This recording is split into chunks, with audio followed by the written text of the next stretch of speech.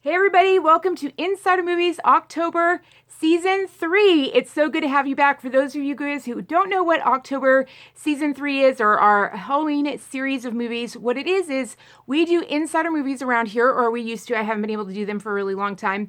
But what Insider Movies is that we cover the movies that Hollywood and Hollywood insiders and the movie industry, when they write reviews, they think you know movies, and you don't. You don't know these movies anymore. So they're not the headlines and the writtens are they're not necessarily pushed anymore. Things like Amazon or Netflix, they're all pushing the things and products that they do, and there aren't when you used to go into, say, like a video rental store and stuff like that, all the movies would be out there for you to see, and so you could go through and you'd see all the big releases and you'd see all the movies as equal. All the movies would be right there, and you would go through and you would decide what movie it is that you wanted to see. But that's not the way it is anymore. When you go on to Amazon, Amazon's going to show you its products, and so Netflix is going to show you its products, and it's almost, and a lot of them don't even carry. It's almost impossible to find the things that, all the Hollywood producers, like if you want to get into Hollywood, or if you're even reading a review written by Hollywood or anything like that, all of these things are the things that they read,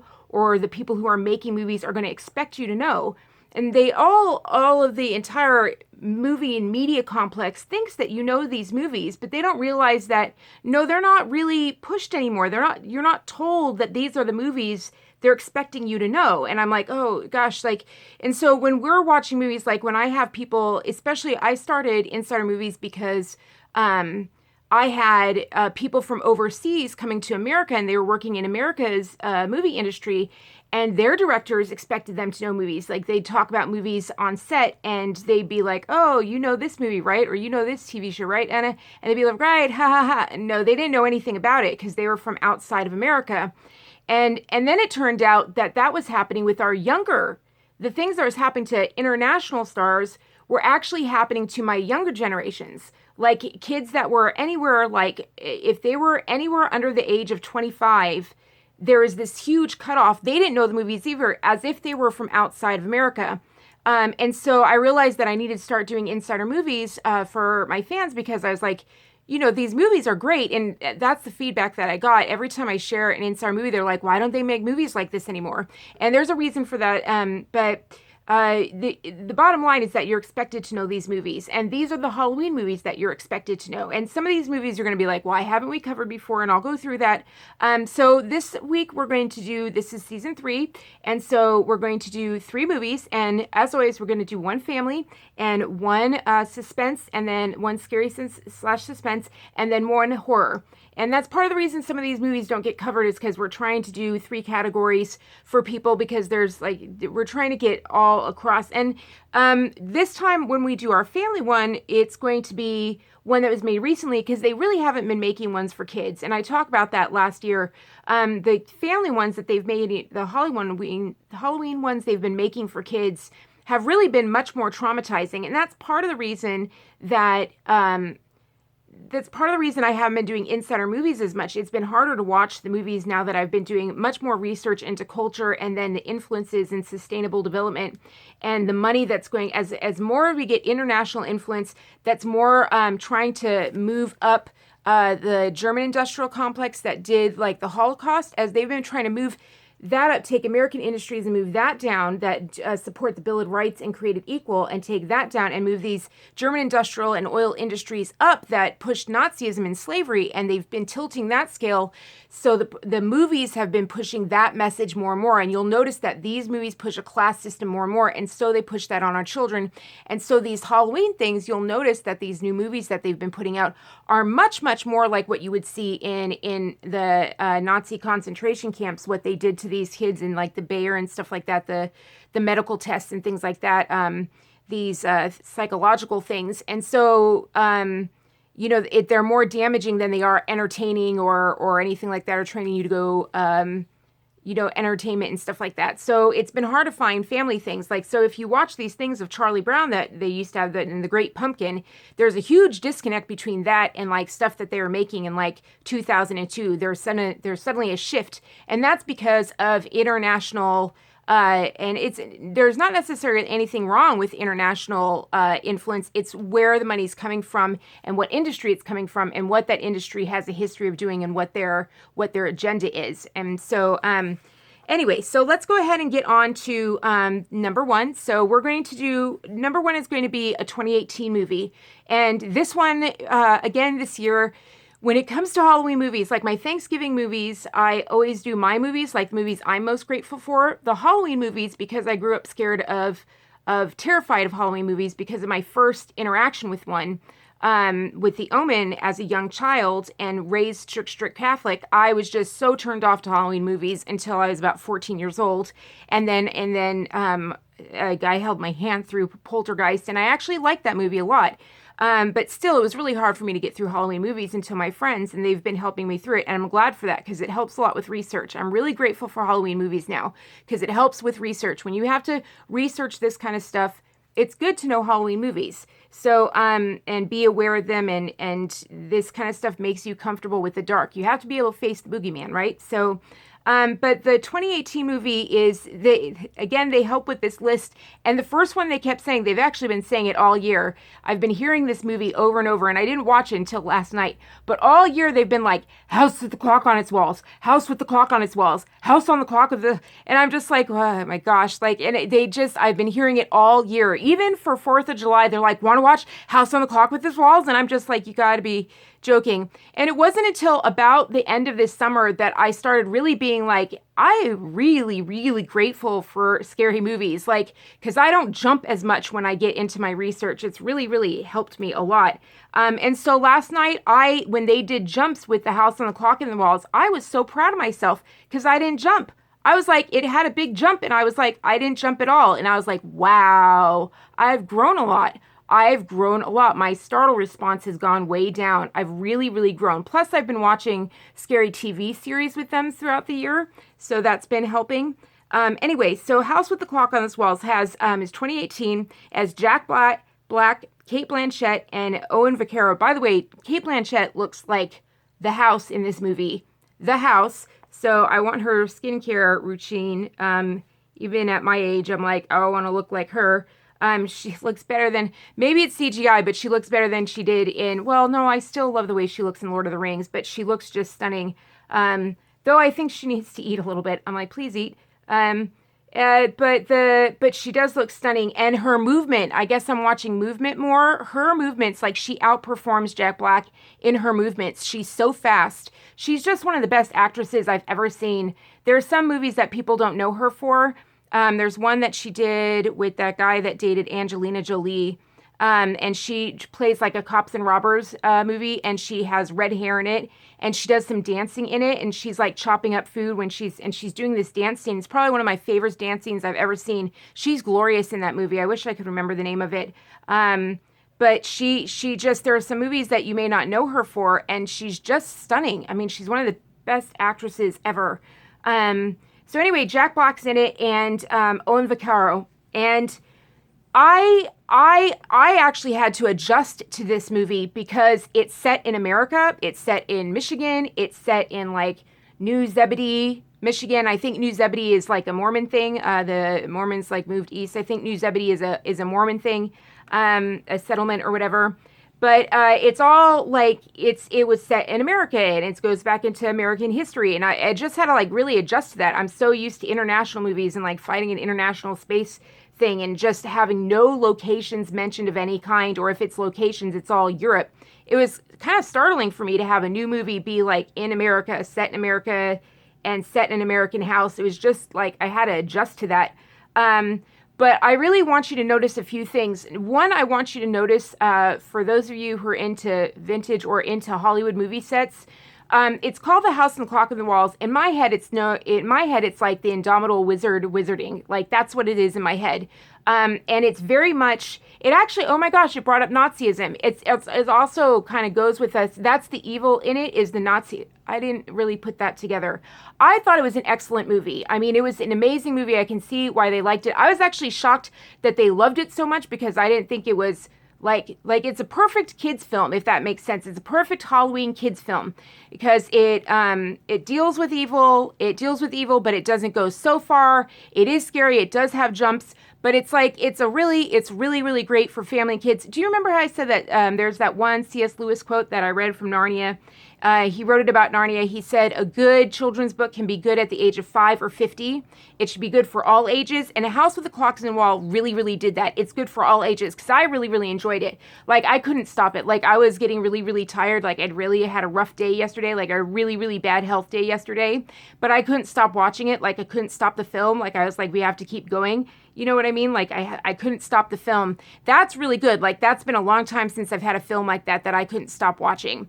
Anyway, but part of the reason that is because of the set decorations. They really, really invested in set decorations rather than CGI. Like, they really invested in real set decorations rather than CGI. And you guys need to watch this and see if that matters to you. I mean, probably people didn't notice it, but like, for example, they have this one lever. They do this cool lever trick and a tongue comes out. And I'm just realizing now that was one of my favorite parts in the movie. It was like a cool, like, passageway, hidden passageway. Today, almost all the hidden passageways are just a bookcase that open up. Have you noticed that? Like, it's always a bookcase that opens up, and then it's usually just like that's usually just some paper thing that just paper mache thing that just opens up. It's the easiest thing to make on set. It's just like, oh, a swinging door, just like 2 hinges and what. And that's almost every secret hidden passageway. That's not the way secret hidden passageway works. I'm learning on the East Coast with things like the Underground Railroad. I'm learning how many different ways there are to hide a passageway, like how many different unique ways. There are things under driveways. There are things under barns. There are things under basements, hidden under basements, under basements. There are things underneath railroads. I mean, there are immense numbers of ways to hide things in structures. And so this thing is one of those things, but they didn't use CGI. They had like this big tongue, and don't worry, you won't. I'm not ruining anything like that, but they actually used something physical. They didn't use CGI to do that, and that makes a difference. It really makes a difference in a film. And so when you see CGI, it's almost startling, like you're not ready for it, and so it makes a really big difference in the film. You almost feel like this could happen, and this is real, and it's realistic in real life. And so when they bring up like the Nazism, you're just kind of like it kind of freaked me out because they bring up, I don't want to ruin the ending though, but they bring up stuff that I related to from, I would just say, for example, like I grew up, I remember I was an avid reader, like I escaped into reading when I was a child. I read, my family had this thing, the Brothers Grimm fairy tales. They had a volume of the Brothers Grimm fairy tales on the bookshelf. And I read like through the whole thing. Like I read everything on the bookshelf. They had this big thing of the Brothers Grimm volume. I read through that entire thing. I read the entire Brothers Grimm, that entire thing. So when they mentioned certain things, I was like, it triggered all these things for me. And I'm like, ooh, I need to dig there. It was really good because it made me want to dig in some certain places. And I really think that, and it also had some tie-ins to like Harry Potter for me. I was like, oh, Harry Potter mentioned some of this. And so there's all these tie-ins to these worlds, which does make, when there's tie-overs to already like international hits, you know, there are just some themes. Anyway, it's a great movie. I think it's really, really good. All right, so I'm going to spend too long on that because I just saw it. So Interview with the Vampire is number 2. So that one has, that's from 1994. And then there's Tom Cruise, Brad Pitt, and Kirsten Dunst. Oh, I do want to say about the other movie. Some certain things to know. They used some tricks in there. My friends were going off because you still get conned in the industry. Because people have money, you still get conned in the industry. This is a big deal. The tricks that people use, the way that people con you in this movie are exactly the way, like, kids con kids. The same way kids con kids, there's the same way advertisers con, you know, their consumers. It's the same way. I really want you to learn the way things are conned in this movie, the way evil cons and good and all this kind of stuff, and the way people lie and who to trust and stuff like that. Those themes in this movie are true to life. That's one of the reasons that this movie did so well, is because it's true to life on how people. Remember, I said I really love Harry Potter because I said it's honest about the reality of what evil's really like. It's really true about what evil's really like. It's the same thing about this movie, right? But it's on a kid's level. It's much more. It's lighter than Harry Potter. I wouldn't say it's as dark as Harry Potter. Harry Potter gets darker. This one, gosh, I wonder if they're going to do more. That would be interesting. 2 is Interview with a Vampire. So just use it as a teaching lesson with your kids. If you watch it with your kids, ask your kids, like, what did you learn from this about who to trust, as far as like when you're on the playground, who do you trust, and how do you know how to differentiate between who you trust? Because I'm even talking to you about those things, about who I learn to trust, how I make boundaries and stuff like that, how I learn who to trust in my own personal life. Those lessons are in that movie as well. Interview with a Vampire, 1994. Very interesting because that's 2 years after Sustainable Development. And I find that very interesting because that's when they go, that's when our vampire movies start really coming in. Vampire culture starts really, really being amped up. I find that interesting. I didn't notice it before. I was like, until I was going to do Insider Movies, and I actually pushed for Interview with a Vampire. I was like, we really need to do that. And they weren't so into it, but I was like, we really need to do Interview with a Vampire. But then I was like, wait a minute, when did it get made? Because we were talking Children of the Corn and all these things or whatever. And then I was like, wait, when did that come out? Because, we're learning now with Hollywood that, all these things like vampire and stuff like that, that wasn't really a big thing before the 50s. We're learning after the 50s that the community, Hollywood, led people by the nose. It wasn't consumer driven. There was some that was consumer driven, but a lot that was on TV was more things coming from Germany and then leading people by the nose. And we're learning things like Bewitched was leading people by the nose. It's not what the consumers wanted. They actually didn't want Bewitched. They actually were against that. And I Dream of Jeannie, they didn't want that. That was something they weren't for. They were led by the nose for it, we're learning. And that was very interesting. That stuff wasn't actually in the culture before the 1950s. And this is interesting to me, too, that then they brought in the vampire thing. Now, Anne Rice was already big. Don't get me wrong. Like, Anne Rice was already big. It was already big in literature. But it wasn't like the big bestsellers were the huge, international, huge bestsellers were all things like Air Force One and those sorts of things. Those were where we had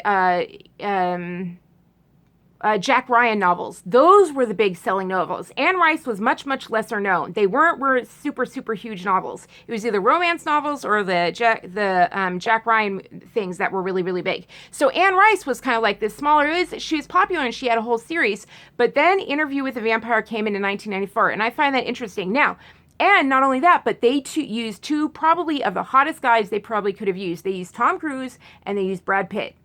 Two of the hottest guys they could have used for Interview with the Vampire. Hot guys. For back then. Now, for now, you'll notice they don't really use hot guys like that anymore. Like, they don't really use anyone like that as far as, like, they don't choose anyone like that anymore. You won't find a Brad Pitt out there anymore. They don't do that anymore. But Brad Pitt had just come off of Thelma and Louise, I believe. And so they used Tom Cruise, who I don't believe was into Scientology, which is interesting that that was right when they were really recruiting him into Scientology.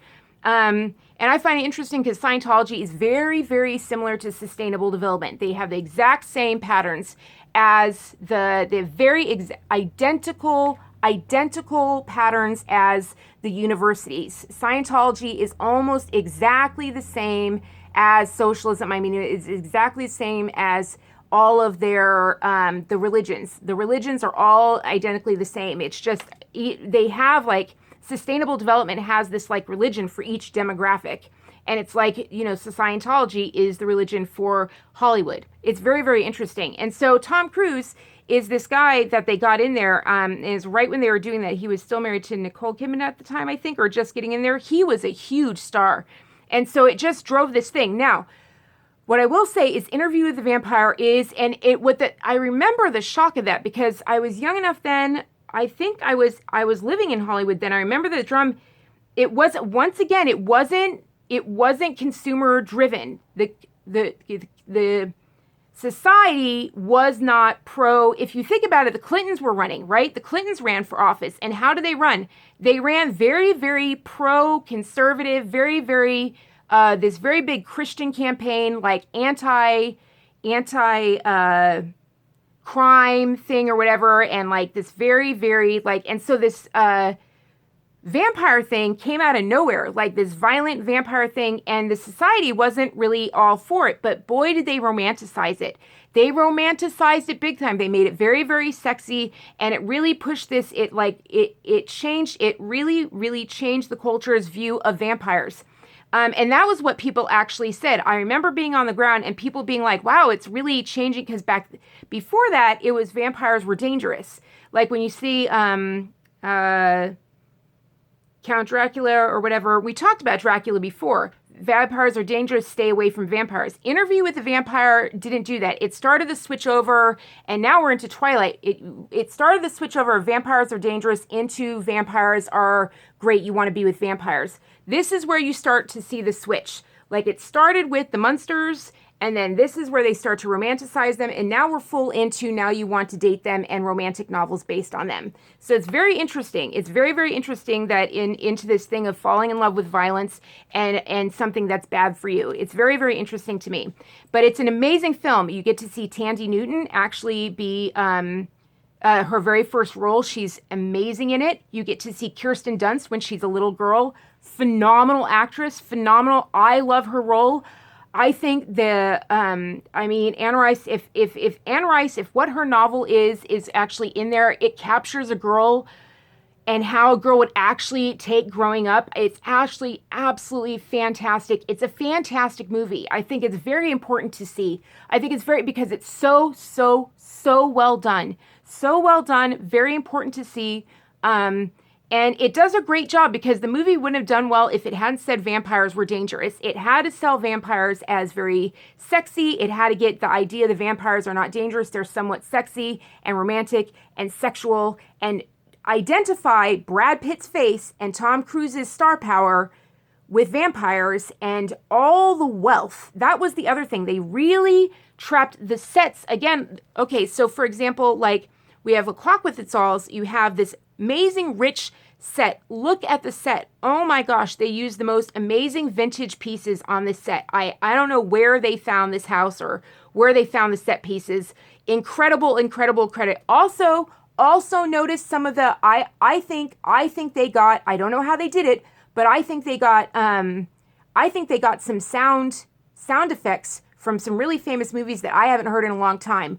I just perked up and I was like, I'm pretty sure that's, check it at the end and check and see if you recognize some of those sound effects that I haven't heard in a long time, and see. I was like, oh, right? Okay, so, and then I think it was Star Wars. I think I heard Star Wars sound effects in there. So you check it out and see if you heard Star Wars sound effects in there. All right, so then into the, into Interview with a Vampire, they go to Louisiana and they just have this lush Southern wealth, like lush Southern Democrat wealth, the Democrat wealth of the plantations that we haven't really seen since Gone with the Wind, but they attach it to vampires and vampires' death and wealth and blood.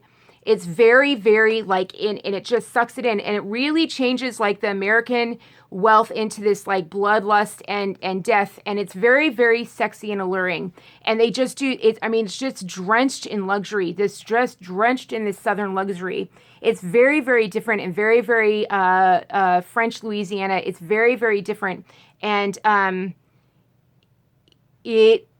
In a way, I think that it was a shock for people because they took the Brad Pitt that was from Thelma and Louise, probably the best that he's ever looked in the movie, and they started changing him. They never have made Brad Pitt look as good as he did in Thelma and Louise, ever. They've never allowed him to look as good as he did there. From then on, they started kind of uglifying him, if that makes sense. Like, that was it. Sustainable development was like, nope, no more good-looking white guys for the market. That's it. They started taking that down and started putting up others. Does that make sense? They don't want any, they really, it's a whole, anyway, now I'm getting into other stuff, but it's,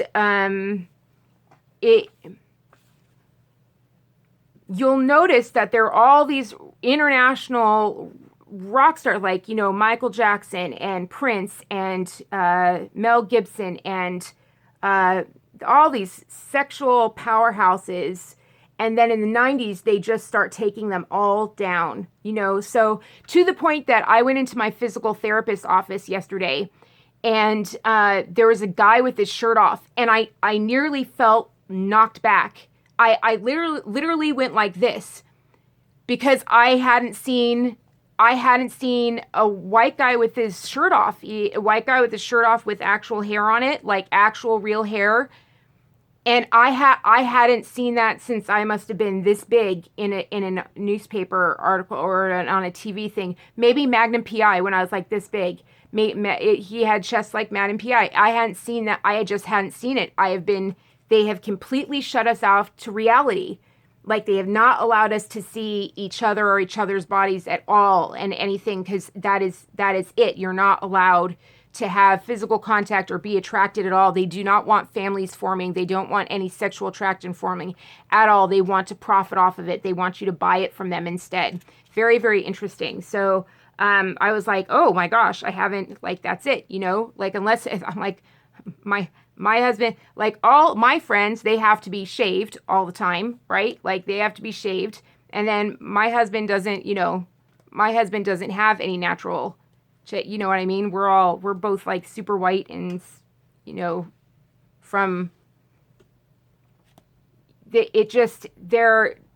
everyone's different from different, what is it? Like Mel Gibson had a hairy butt and he just put that on screen. He was okay with putting it on screen. We used to see men of all different types, you know what I mean? On screen, natural, what we used to look like, you know what I mean? And it's just not that way anymore. It's like everyone conform, everyone wax yourself, everyone, you know, whatever.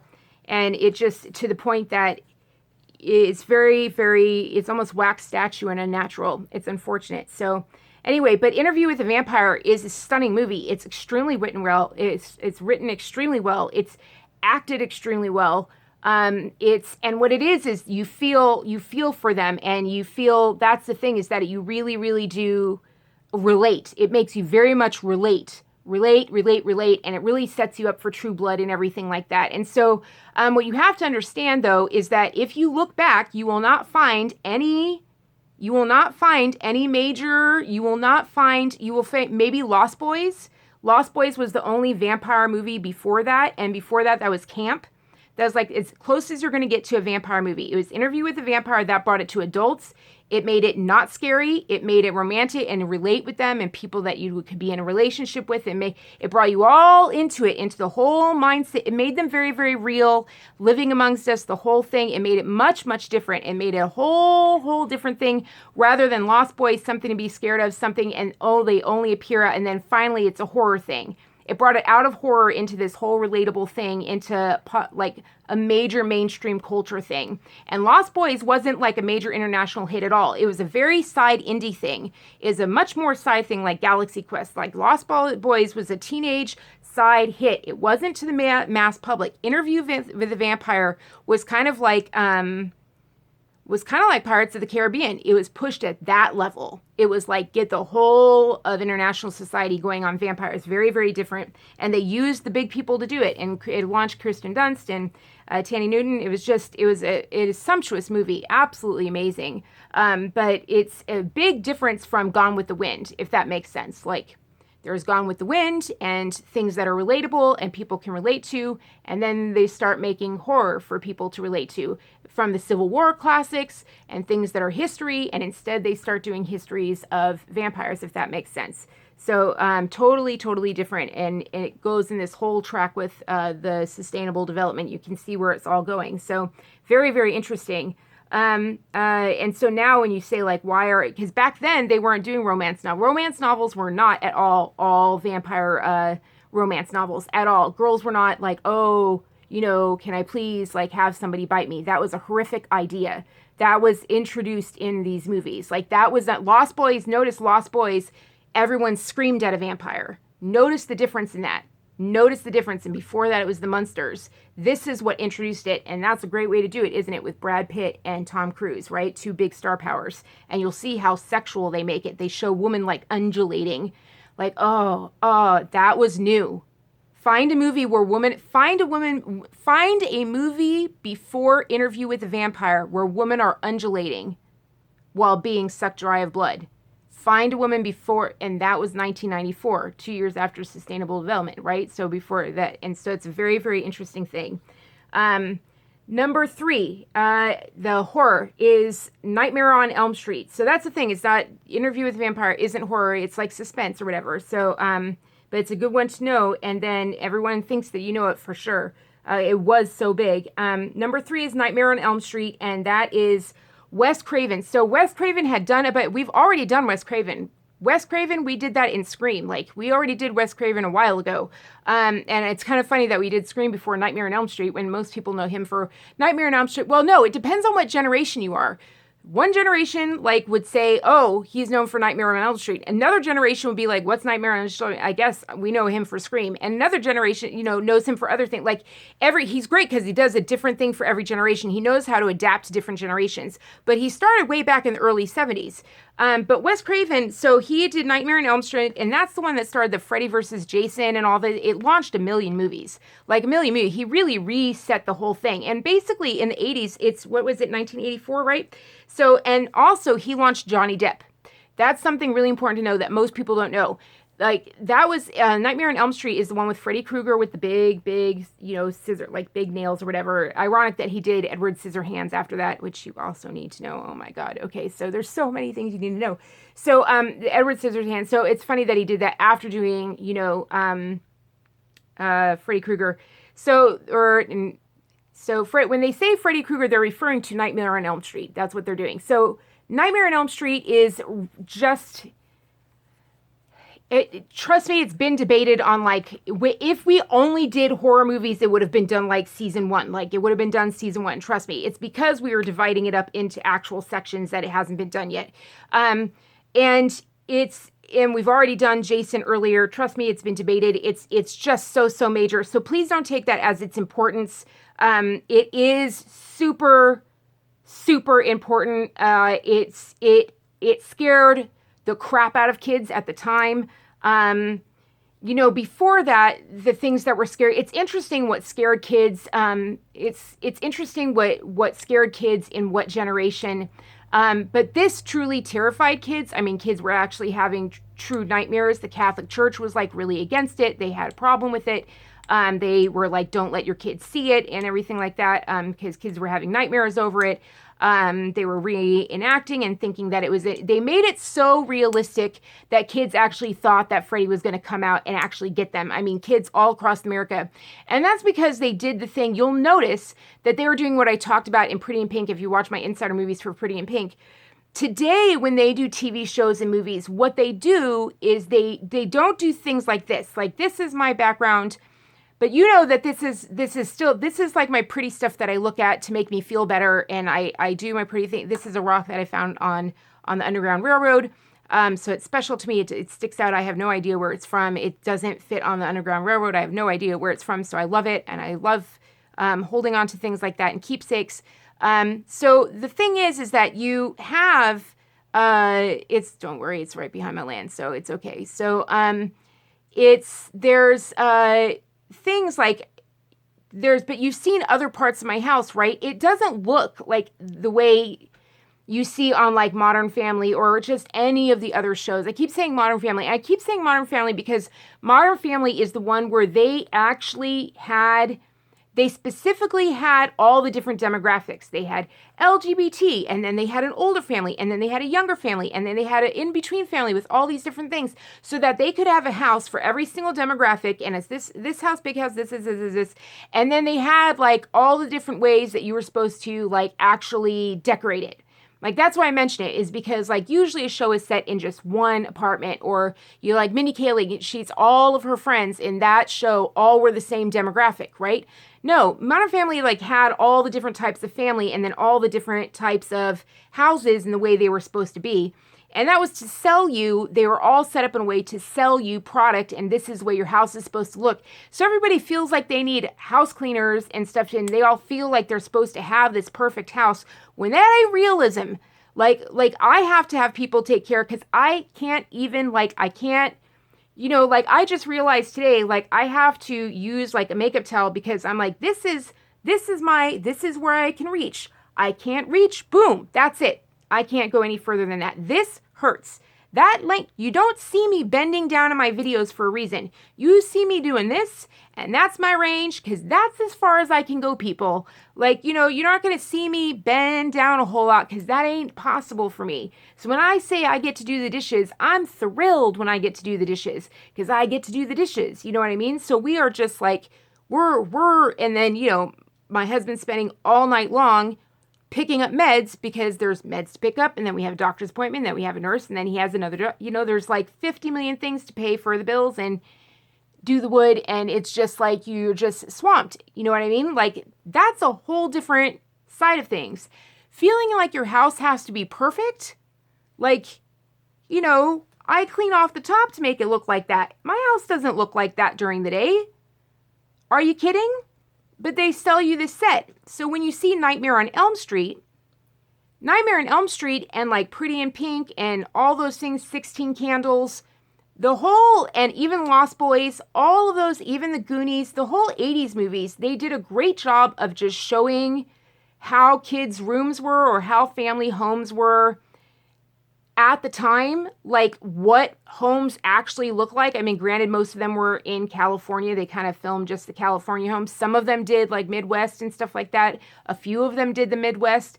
They did a great job of just showing what it was like. They showed messy homes, torn up homes, junked out homes, you know, whatever. Even Deliverance, I mean, there used to be a lot more realism. And then even before that, in the 50s, they didn't even pretend. They were like, everyone knows this is a set. This is a set. We're not going to pretend. We know it's a set. This is a set. We're not expecting you to even believe that this is actually home. We all know this is just a pretend set, right? We don't expect your home to look like this. We all know this is a pretend set. This is a pretend set. We're just on a stage. We're filming a play. And so it looks like a stage of a play. Now it's just all advertising. Well, because they started to move into the 80s, into the 70s and 80s, especially with the horror films and stuff and the teen films, because like Mystic Pizza and all this stuff so moved into realism and what actually looked like Mystic Pizza does a really great job, really moves into this realism zone. Freddy Krueger, like everybody was like, that's my backyard.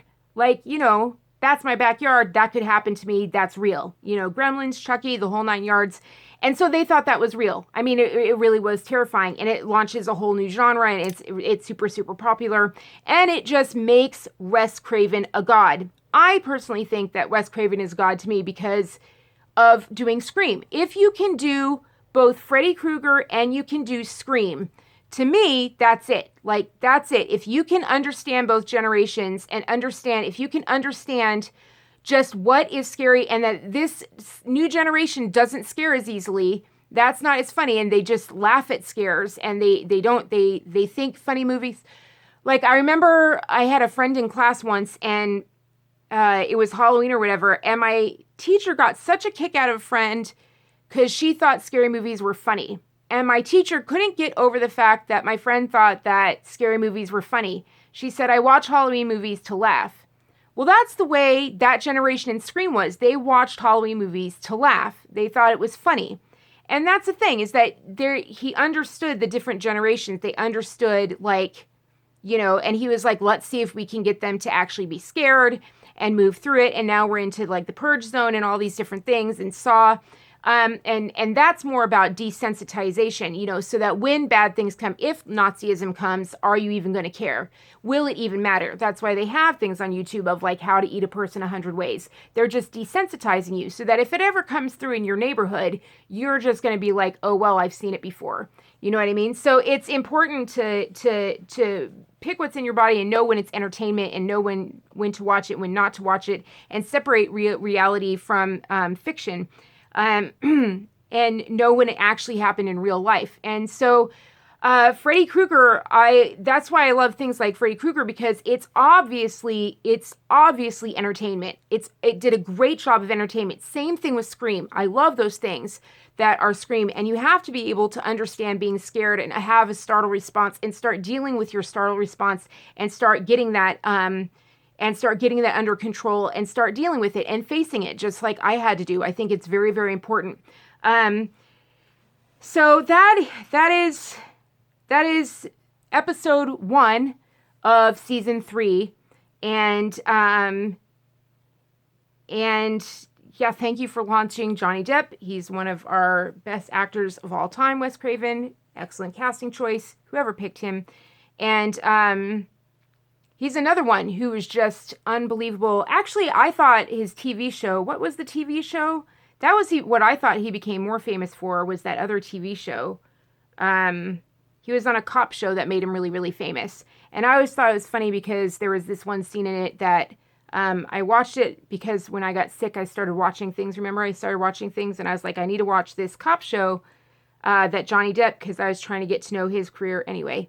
But I watched the show that he did to get to know his career, and it cracked me up because it was like made in the 80s. You'd have to look it up, and I think I mentioned it to you before. And Johnny Depp was eating... They told Johnny Depp, like, you're going to have to go into a high school and be an undercover cop because they're selling drugs in the high school. And they said, and you're going to have to start eating soda and pizza because that's what kids eat. And Johnny Depp was kind of like upset about it because he didn't want to eat soda and pizza because that's what kids eat. They don't eat adult food, which adult food is like, adult food is this, where kid food is pizza and soda, and then you grow out of it. And I was like, that was a thing? It was such a culture shock for me. I was like, pizza and Coke was kids' food? It was?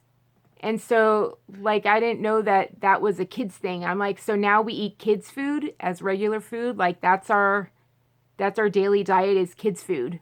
Like, what used to be adult food? I can't remember what he said was adult food. And Johnny Depp was all pissed that he couldn't eat adult food anymore. I think sandwiches were adult food or something. That was really, really weird. I forget what it was called. It was like something, not 90210. But it was a really big show, the show that he was on.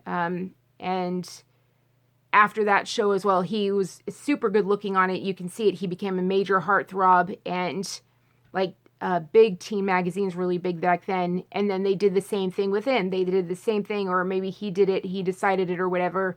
And then he started doing things like Edward Scissorhands, the same thing in the 90s. They started doing this whole thing. So that there just weren't really any, you can't really name, you don't see heartthrob posters anymore on the side of girls' rooms. They don't have any, you know, heartthrobs that they would say. Like Justin Bieber would be the closest thing you could say, you know, maybe, like, you know, because he has a perfume out called Boyfriend. Maybe Harry Styles. Maybe those are the closest things you could call. But those are all teens. There's nothing for adults or men or anything like that. Those are all... much younger, much younger. That's very, very different. And they're very few, not a lot. There used to be a huge section and across the generations. Not anymore. There aren't any really, really big stars. It's very, very interesting how the culture has changed with sustainable development and through the German industrial complex and BASF. Very interesting research we've been doing. So, and it's interesting now because I think that people like, I feel like now going back with our research, I'm noticing, I think people like Spielberg saw it coming because all of a sudden he did things like Schindler's List in the 90s. And I found out that he did not just Moses, but he did a bunch of other films on the Old Testament. He did a bunch of other films. He did a bunch of other cartoons that I didn't know about at all that he released through DreamWorks. He started DreamWorks up in the 90s, and he did a bunch of like stuff that we've been finding with our research. And I'm like, he must have known something that he was doing to build up this side of things to prevent, like, to have some kind of memory. Why would he be building up like Schindler's List right when sustainable development was happening? Why is he doing that? Why is he suddenly, but why was the Museum of Tolerance? For example, let me give you a really good reason.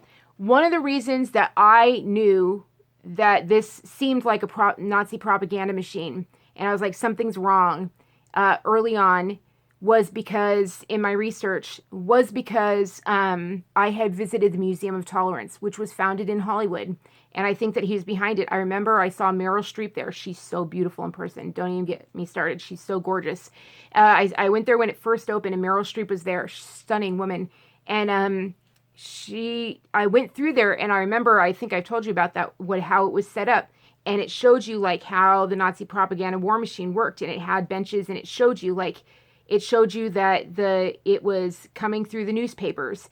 It was coming through. They had it all across the headlines. It showed you all the headlines. They said, here, sit on a bench. If you were a German, sit on a bench.